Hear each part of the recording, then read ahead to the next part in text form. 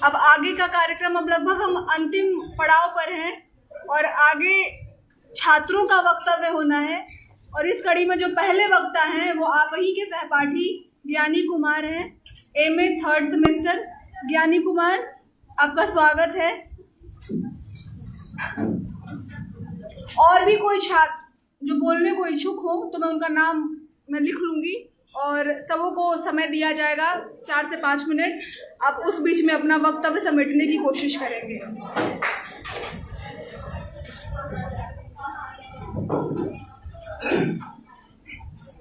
हालांकि आगे जो वक्तव्य होने वाला है मुझे लगता है कि वो और आसानी से आपको समझ में आएगा। तो आप जो ये उठ के भाग रहे हैं, इससे नुकसान आप ही का होने वाला है। तो अगर आप प्रेमचंद को थोड़े और सहज और सरल शब्दों में समझना चाहते हैं अपने सहपाठियों के माध्यम से, तो आपको लगभग आधे घंटे और रुकना चाहिए, उससे ज़्यादा का समय नहीं लगेगा।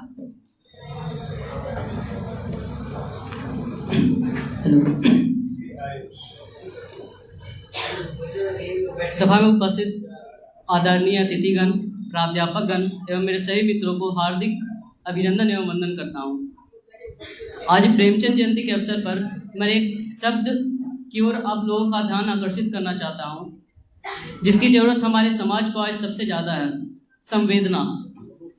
क्योंकि कहा जाता है कि साहित्य संवेदना का संवाहक होता है और संरक्षक भी होता है। तो हमें संवेदना को समझने की ज़रूरत है। सबसे पहले हमें यह समझना होगा कि संवेदना की ज़रूरत किसे है, किसके लिए संवेदना शब्द का प्रयोग किया जा रहा है। तो हम देखते हैं कि संवेदना शब्द का प्रयोग, हम संवेदना शब्द का प्रयोग उस आर्थिक रूप से प्रबल व्यक्ति के लिए नहीं कर सकते हैं, किसी पूंजीपति के लिए नहीं कर सकते हैं जो आर्थिक घाटा झेल रहा है। हम संवेदना शब्द का प्रयोग सामाजिक, आर्थिक, राजनैतिक, भौतिक, बौद्धिक और आध्यात्मिक रूप से जो पिछड़े हुए हैं उनके लिए कर सकते हैं। और आजकल की घटनाओं से हम बहुत अच्छे से रूबरू हैं। युद्ध की घटनाएं, सामाजिक भेदभाव, अस्पृश्यता। आज इतने साल लोकतंत्र के हो गए, लेकिन अब भी हम इन सभी चीज़ों को देखते हैं कि अभी हमारे समाज में काफ़ी कमी है।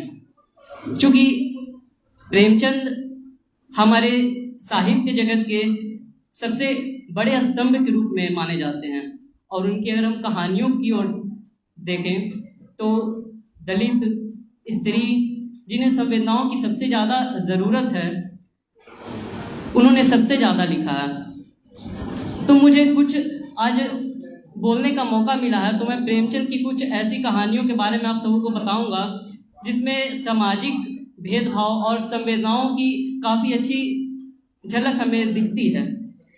जैसे महान आंदोलन 1927 में हुआ था, उसी के इर्द गिर्द प्रेमचंद की कहानी ठाकुर का कुआं भी आया है, जिसमें हम देखते हैं कि पानी को लेकर कैसे अस्पृश्यता के दृश्य हमें दिखते हैं। उसी समय मंदिर कहानी उनकी आई है। मंदिर कहानी में सुखिया नाम की पात्रा है, मुख्य पात्रा है। उनके कथन है, तो क्या भगवान ने चमारों को नहीं सृजा है? चमारों का भगवान कोई और है? मेरे छूने से ठाकुर को छूत लग जाएगी। पारस को छूकर लोहा सोना हो जाता है, पारस लोहा नहीं हो सकता। मेरे छूने से ठाकुर जी अपवित्र हो जाएंगे, मुझे बनाया तो छूत नहीं लगी। यह उनका प्रश्न है कि मुझे बनाया तो उन्हें छूत नहीं लगी, तो अब कभी ठाकुर जी को छूने नहीं आऊँगी। यह एक तरीके से यह भी बताया जा रहा है कि वह विद्रोह भी कर रही है कि ऐसे ठाकुर जी को छूने से अस्पृश्यता आती है ठाकुर जी में, तो मैं उनकी पूजा नहीं करूँगी। आप उन पर, अगला वक्तव्य है उनका, ताले में बंद रखो उनको और उन पर पहरा बैठा दो। ये भगवान के लिए प्रयोग किया गया है। तो इससे झलकता है कि अस्पृश्यता के कैसे दृश्य थे उस समय। अगर हम आगे देखें तो प्रेमचंद की कहानी बहुत ही प्रसिद्ध कहानी है कफन, जो काफ़ी लोगों ने पढ़ी भी होगी। उसमें काफ़ी प्रेमचंद को आलोचना भी झेलनी पड़ी कि वहाँ के प्रेमचंद ने ऐसे पात्र को गढ़ा है जिनमें विमानवीकरण दिखता है। तो यह हमें जानने की जरूरत है, वो विमानवीकरण कहाँ से आया।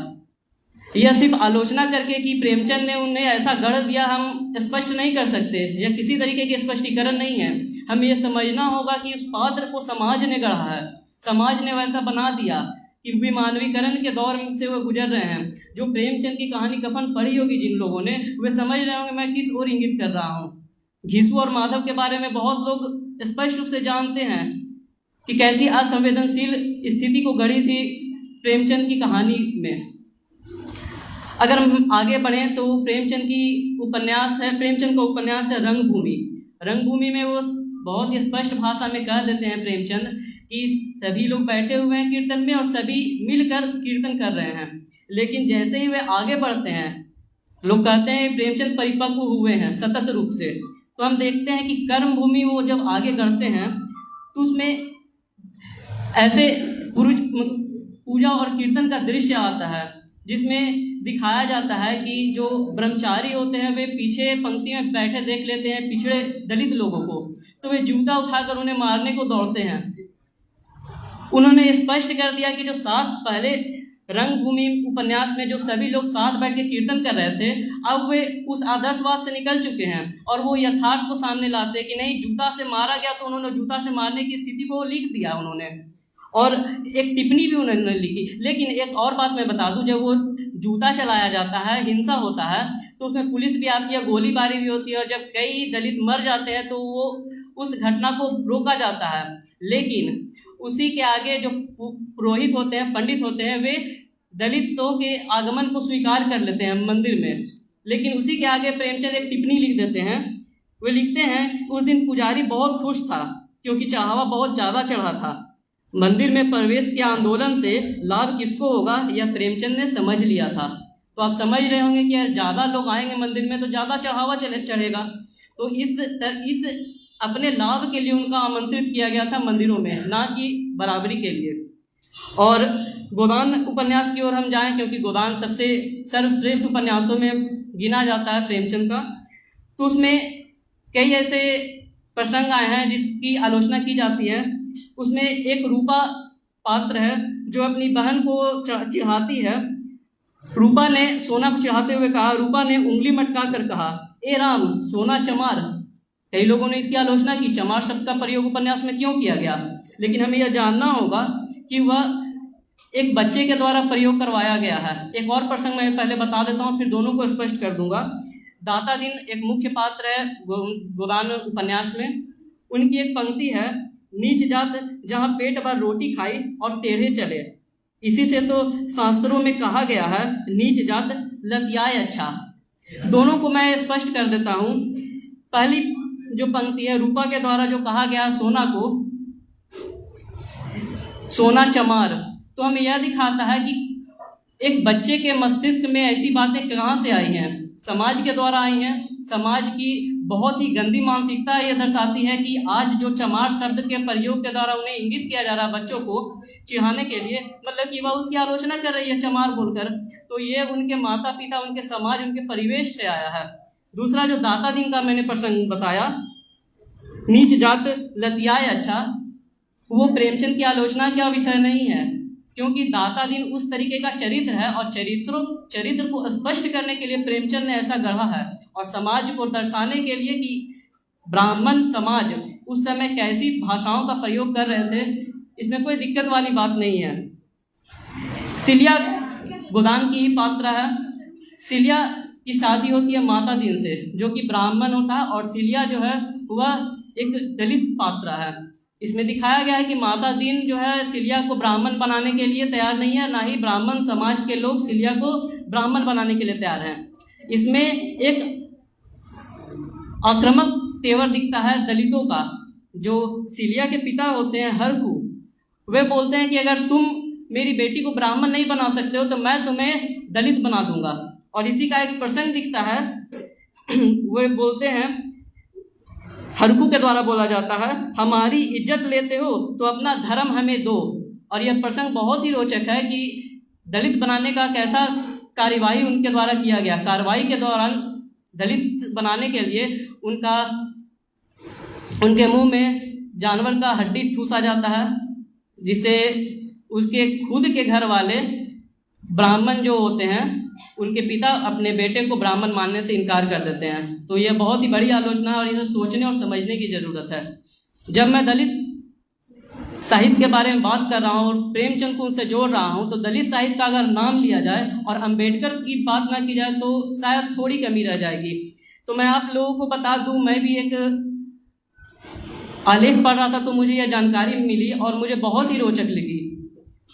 इसमें मैंने उसे नोट किया था कि हंस के मुख्य पृष्ठ पर, हंस का संपादन क्योंकि प्रेमचंद करते थे, आप लोगों को जानकारी होनी चाहिए, तो 1933 में डॉक्टर बाबा साहब भीमराव अम्बेडकर, जो कि दलितों के सबसे बड़े पक्षकार रहे हैं, उनकी सबसे पहली तस्वीर का प्रकाशन किसी पत्रिका में किया गया था, तो वह हंस पत्रिका था। यह मुझे जब जानकारी हुई कि इतने बड़े विद्वान, समाज के इतने बड़े पक्षकार, समाज की उन्नति के लिए जो काम कर रहे हैं, उनका प्रकाशन इतनी बहुत ही विलंब से हुआ। और प्रेमचंद क्योंकि उनकी अपनी पत्रिका में उनकी तस्वीर का प्रकाशन किए, तो उनकी विचारधारा को स्वीकार किया, उनके द्वारा चलाए गए अभियान को स्वीकार किया। इसकी भी कई ब्राह्मणवादी आलोचकों ने आलोचना की। उन्हें प्रेमचंद को घृणा का प्रचारक भी कहा। लेकिन कुछ भी हो, प्रेमचंद अपने पद से हटे नहीं।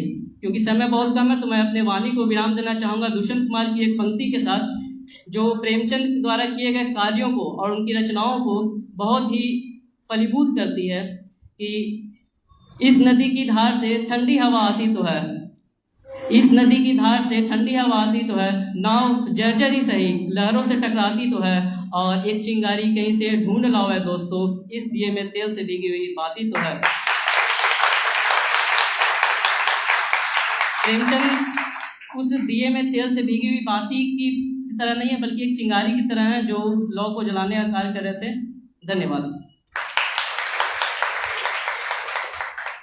बहुत कम काम कर पाई, पर जितना है वो आप सबों के सामने प्रस्तुत करती हूँ। मैंने इसको लिख रखा है, कथा सम्राट कहे जाने वाले व्यक्ति मुंशी प्रेमचंद, जिनके नाम पर उस पूरे युग का नामकरण हुआ, जिन्होंने लगभग हर विषय पर कहानियां लिखी जो वर्तमान युग की जरूरतों में शामिल थी, जैसे जाति, धर्म, स्त्री, अंग्रेजी शासन, बाल मनोविज्ञान, बुजुर्ग विमर्श के साथ साथ और भी कई सामाजिक एवं नैतिक मुद्दे। आज हम प्रेमचंद की शुरुआती रचनाओं के स्त्री पात्रों की बात करेंगे और यह समझने की कोशिश करेंगे कि किस तरह किन जगहों पर वो सशक्त थी और किन जगहों या परिस्थितियों में उनका और अधिक सचेत होना अति आवश्यक था। तब शायद स्त्री विमर्श को थोड़ा जल्दी और एक ऊंचा मकाम मिलता। इस कड़ी में पहली कहानी है बड़े घर की बेटी, प्रकाशन वर्ष 1910, जो उनकी शुरुआती कहानियों में है। इस क्रम में बढ़ने से हमें उनकी कहानियों के बदलते तेवर से रूबरू होने का भी मौका मिलेगा। आनंदी एक ऐसी स्त्री जिसका मायका भरा पूरा था, जिसने तमाम तरह के सुख सुविधाओं के बीच मायके में अपने दिन गुजारे थे। वहाँ लेखक की भाषा में आनंदी ने थोड़े ही दिनों में अपने को इस नई अवस्था के ऐसा अनुकूल बना लिया मानो उसने विलास के सामान कभी देखे ही न थे। ये संदर्भ उसके ससुराल के बारे में है। कितना आसान लगता है ना, पुरुषवादी मानसिकता की मोटी चादर ओढ़े किसी भी व्यक्ति को कि स्त्रियां होती ही हैं खुद को किसी भी माहौल में ढाल देने के लिए, और वहीं पुरुष जिसे बात बात पर तुनकने की आदत हो, जैसे जब भूख लगी हो, नींद आ रही हो, थकान हो या अन्य किसी भी प्रकार की समस्या। साथ ही स्त्री ऐसे पुरुषों के लिए केवल हाथ साफ करने की वस्तु मात्र ही तो है। इस कहानी का पात्र लाल बिहारी भी कुछ ऐसा ही है, बेहद तुनतुने और बदतमीज मिजाज का, जिसे दूसरा पुरुष उसके पिता ही सही ठहराने में लगे रहते हैं। एक जगह तो वो यहाँ तक कहते हैं कि स्त्रियां इस तरह घर का नाश कर देती हैं, उनको सिर चढ़ाना अच्छा नहीं। इस कहानी में लेखक की इस विषय पर अपनी सीमाएं कई जगह दिखाई देती हैं, लेकिन हद तो तब हो जाती है जब हर तरह से अपनी भद पिटवा चुकने के बाद भी कालिंदी महज एक बार माफी मांगने पर मान जाती है। क्यों? क्योंकि स्त्रियां स्वभाव से ही दयावती होती हैं, और तभी घर बर्बाद करने का श्रेय स्त्रियों को ही जाएगा। एक भरे पूरे घर में सुई से लेकर धान की कोठी तक, कंघी से लेकर सूखे उपले तक, दूध से दही और फिर दही से छाछ बनाने तक, घर ओसारा आंगन से होते हुए द्वार लिपने तक, भरी दोपहरी से लेकर आधी रात तक जब भी घर में कोई मेहमान आए उनके खाने से लेकर सोने के प्रबंध तक, और फिर बाप, पति और पुत्र तक से जुड़ी हर उस बात का ध्यान रखना जिससे उनकी नाक कटती हो। क्या ही बेहतर होता कि आनंदी के माध्यम से लेखक ने उसी समय बड़े घर की बेटी के उन तमाम वर्जनाओं को तोड़ने की कोशिश की होती, तो शायद स्त्री विमर्श की स्थिति और मजबूत होती। खैर, तमाम बातों के अलावा ये नहीं भूला जा सकता कि ये प्रेमचंद के शुरुआती दौर की कहानी है। इस कड़ी में दूसरी कहानी है सौत, प्रकाशन वर्ष 1915। लगभग 5 वर्षों के अंतराल पर लिखी गई ये दूसरी कहानी भी स्त्री विमर्श की दृष्टि से कोई विशेष उम्मीद नहीं छोड़ती। हाँ, एक स्त्री का दूसरी स्त्री जो उसकी सौत है के प्रति जो कोमल भावनाएं दिखती हैं वो अवश्य चौंकाने वाली है। रजिया कहीं से भी अपने पति की गलती नहीं मानती। उसे सारी गलती उस दूसरी औरत दसिया की लगती है जो रामू की दूसरी पत्नी है, और रामू की तबीयत खराब होने की खबर सुनने मात्र से वो पिघल जाती है। पहले की सारी कटु यादें, यहाँ तक कि कैसे रामू ने उसे छोड़कर दूसरी शादी कर ली और उसे मुंह मोड़ लिया, यह सब भूल जाती है। हालांकि जिस ग्रामीण परिवेश की यह कहानी है और जिस समय की है, वैसे में शहरी माहौल की तुलना में 5 साल का समय कम ही है जब सुदूर ग्रामीण क्षेत्र में ऐसी कोई स्त्री चरित्र हो जो अपने पति से परे अपनी कल्पना करे। इसी आसपास उन्होंने प्रेम की होली नामक कहानी भी लिखी, जिसकी नायिका 17 वर्षीय विधवा युवती गंगी है। कथाकार ने बड़े मनोयोग से उस मन स्थिति का वर्णन किया है। यह कहानी इस बात की तस्दीक करती है कि स्त्री किस हद तक प्रेम में समर्पित हो सकती है। तो वही बूढ़ी काकी में उन्होंने स्त्रियों के उस मानसिकता का वर्णन किया है जहां एक स्त्री ही घर के भीतर पुरुषवाद या सामंतवाद जैसी व्यवस्थाओं की परिचायक होती है। हालांकि उनके लगभग आखिरी उपन्यास गोदान को देखिए तो वहाँ स्त्री पात्र अपेक्षाकृत सजग हैं और चौंकाने वाली हैं कि शहरी औरतों की अपेक्षा ग्रामीण क्षेत्र की महिलाएं अधिक सजग दिखती हैं। जहाँ धनिया और सीलिया अपनी तरफ से अपने हित को समझने बूझने की भरसक प्रयास करती दिखती हैं और कोरी भावुकता में नहीं बहती, वही मालती और गोविंदी से निराशा हाथ लगती है।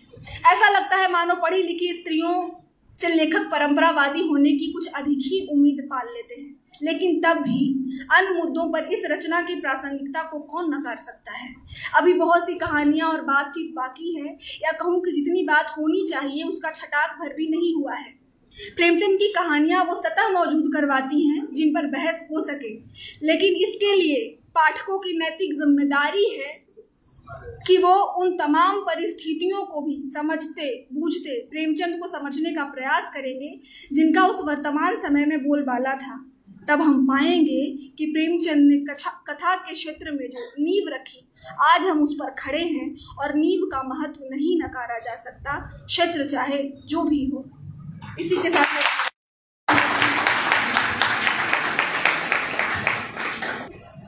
सभागार में उपस्थित तमाम गणमान्य विभूतिजनों को मैं उत्तम कुमार, गया कॉलेज गया हिंदी विभाग का छात्र, आप सभी छात्र छात्राओं का हार्दिक अभिनंदन करता हूं, वंदन करता हूं।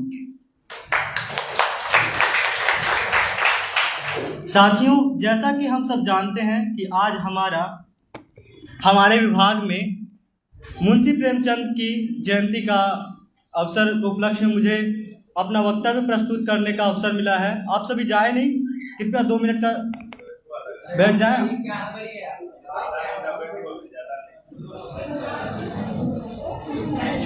किसी भी साहित्यकार के लिए और उनकी साहित्यिक रचनाओं को जानने से पहले हमें उनकी थोड़ी बहुत पृष्ठभूमि जाननी चाहिए। हमारे पूर्व के वक्ताओं ने बहुत ही अच्छी तरीके से उनका विश्लेषण किया है। मैं भी अपना कुछ जो मैंने अध्ययन किया है उसके आधार पे मैं कुछ कहना चाहता हूँ कि कोई भी जो कहानीकार है वो अपने समय से टकराता है, और ये जो टकराहट है वो हिंदी साहित्य में कथा सम्राट मुंशी प्रेमचंद के यहाँ दिखने को मिलती है। पूर्व में हमारे जो मुख्य अतिथि आए थे उन्होंने बताया कि हमारा जो प्रेमचंद का साहित्य है पहले वो आदर्शपरक साहित्य था। जैसे हम देखते हैं कि बड़े घर की बेटी, जहाँ आनंदी का जो चरित्र आता है उसमें दिखाई पड़ता है कि बड़े घर की बेटियों के जो ऐसे होते हैं और वहाँ जो उनके ससुर होते हैं उनमें वो प्रेमचंद बैठ के कहते हैं कि बड़े घर की बेटियां ऐसी होती है। दूसरे में आता है बूढ़ी काकी का जिक्र, जिसके पूरे संपत्ति पे वहाँ का जो उसके जो बहू होते हैं वो उसको भोग रहते होते हैं, और उसके बाद क्या होता है कि वो भूख इतनी लगी रहती है उनको कि बाद में वो जो संपत्ति की मालकिन होती है वो जूठे पत्तल को चाटती है, और वहाँ पे देखते हैं तो वहाँ पे उसको वो ग्लानि महसूस होती है कि बताओ जिसके संपत्ति पे हम आज ऐश कर रहे हैं, वो आज झूठे पत्थर चाटने को विवश है। तो ये जो कहानियां दिख रही हमें, वो इस बात का आभास करे कि इसमें आदर्श का बोध हो रहा है, इसमें आदर्श और नैतिकता का विचार आ रहा है। लेकिन साथियों, हमारी कहानियां तब संघर्ष में आती है जब पात्रों के अपने चरित्र के बीच संघर्ष दिखे, जहां पात्र में ही संघर्ष का दिखे। और हिंदी साहित्य में ये काम पहले जो कहानियां चली आ रही थी, उनमें कोई पात्र सही है तो सही है, कोई नेगेटिव पात्र है तो विलेन वाला तो विलेन है। लेकिन पहली बार प्रेमचंद ने यह बताया कि कोई भी व्यक्ति अच्छा या बुरा नहीं होता है, अच्छा और बुरा होता है, और ये जो उनके अनुपात होते हैं वो निश्चित रहते हैं। और उन्होंने सांप्रदायिकता के माहौल को जो चल रही थी और भाषाई को उन्होंने जो सोजे वतन लिखा, उन्होंने ब्रिटिश शासन, ब्रिटिश हुकूमत को हिलाने वाली जो अपने संग्रह प्रकाशित की थी सोजे वतन, उनको क्या कर दिया गया, जब्त कर लिया गया था। उसमें एक प्रेमिका की कहानी थी, वो कहती है कि तुम दुनिया की सबसे महत्वपूर्ण चीज ला के दो हमको। तो सारे प्रेमी लाते हैं, लेकिन जो एक प्रेमी होता है वो उस सैनिक का, जो सैनिक जहां लड़ रहा था बॉर्डर पे, उसका खून ला कर देते हैं और वो कहते हैं कि ये जो है सबसे बहुमूल्य चीज है। और इसी पक्ष में वो दलितों के भी साहित्य को उजागर करते हैं, जिसमें वो दुखिया चमार जो कि अपनी बेटी का विवाह के लिए उस घासीराम के पास जाता है और वहाँ पे वो उस कड़ी में उनसे अपने बेटी का जो मंगनी का दिन होता है वो निर्धारित करने के लिए जाता है। लेकिन होता यूं है कि पंडित जी उनसे शोषण की प्रक्रिया करते हैं। अंततः वह जो दुखी चमार होता है उसकी मृत्यु हो जाती है और उसकी गति ऐसी होती है कि उसको पंडित जी घसीट कर उसे छोड़ देते हैं ऐसे ही खुले मैदान में, और वहाँ उसे कौवे और चिल नोच कर खाते हैं। तो ये हमारे साहित्य में जो उपेक्षित वर्ग के दर्द को उन्होंने बहुत ही गहराई से और संवेदना के स्तर पर उजागर किया है। कहानी का पात्र से समझ में आता है कि सदगति यानी अच्छी गति, लेकिन जब हम कहानी को पढ़ते हैं तो वो संघर्ष दिखता है, वो संवेदना प्रकट होती है।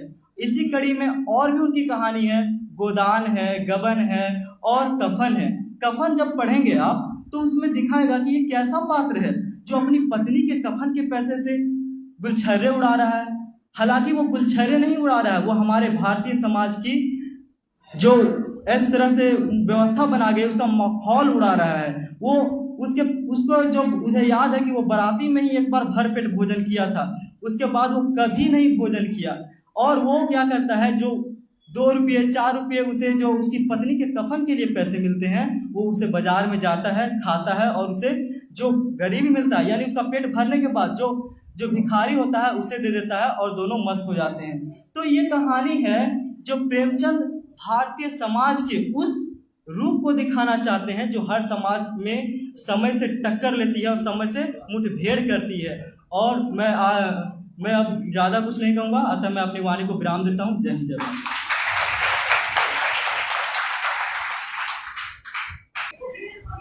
हम सब जानते हैं कि मुंशी प्रेमचंद एक महान उपन्यासकार और कहानीकार, नाटककार थे और उनके बारे में मैंने भी कुछ कहानियाँ पढ़ी है, उसके बारे में मैं कुछ बोलूँगी।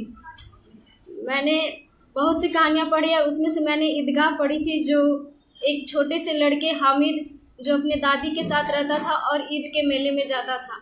इस कहानी से हमें प्रेम और त्याग और बाल विज्ञान दर्शाता है। और बहुत सी गोदान भी है जिसमें किसान के और सामाजिक परिवेश के बारे में बहुत सी है। और आज भले ही मुंशी प्रेमचंद हम सबके बीच नहीं हैं, लेकिन आज भी प्रेमचंद हिंदी साहित्य के एक महान लेखक माने जाते हैं। लोग उनकी रचनाओं से प्रेरित होते हैं और उनकी कृतियां पाठकों को प्रेरित करता है, इसलिए उन्हें उपन्यास सम्राट भी कहा जाता है। उनकी कृतियां और सामान्य के लिए कुछ लाइन लिखी हुई है। कहानी के जादूगर प्रेमचंद महान, हिंदी साहित्य के गौरव आप है पहचान, ग्रामीण जीवन की पीड़ा आपने है दिखाई, आपके लेखन से हमें मानवता का ज्ञान है सिखाई। धन्यवाद। सुंदर और पवित्रता के प्रति बुद्ध के इस नगरी को मैं नमन करता हूँ। नमन करते हुए मैं नमन करता हूँ जिनके छत्र छाया में ये महाविद्यालय परिवार फल फूल रहा है, ऐसे कृतज्ञ अभिभूत जीवन पारखी के प्रधानाचार्य महोदय और मंच पर विराजमान सभी शिक्षक।